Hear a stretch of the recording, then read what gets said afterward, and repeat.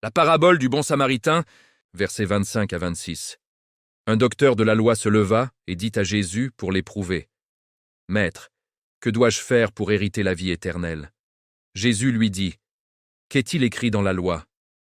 Qui lis-tu » Le docteur répond alors. « Tu aimeras le Seigneur de tout ton cœur, âme, force et esprit, et tu aimeras ton prochain comme toi-même. » Jésus lui dit alors, « Fais cela, et tu vivras. » Mais en voulant se justifier, il demanda à Jésus, « Qui est donc mon prochain ?» Luc 10, 30. Jésus reprit la parole et dit, « Un homme descendait de Jérusalem à Jéricho. Il tomba au milieu des brigands, qui le dépouillèrent, le chargèrent de coups, et s'en allèrent, le laissant à demi-mort. » Luc 10, versets 31 à 33. Un sacrificateur, qui par hasard descendait par le même chemin, ayant vu cet homme, passa outre. Un lévite, qui arriva aussi dans ce lieu, l'ayant vu, passa outre. Mais un Samaritain, qui voyageait, étant venu là, fut ému de compassion lorsqu'il le vit. Luc 10, versets 36 à 37.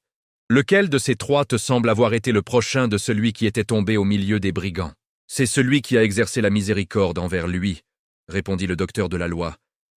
Et Jésus lui dit, va, et toi, fais de même. Ton prochain peut être une personne que vous n'avez jamais connue auparavant, mais quelqu'un envers qui vous exercez de l'aide.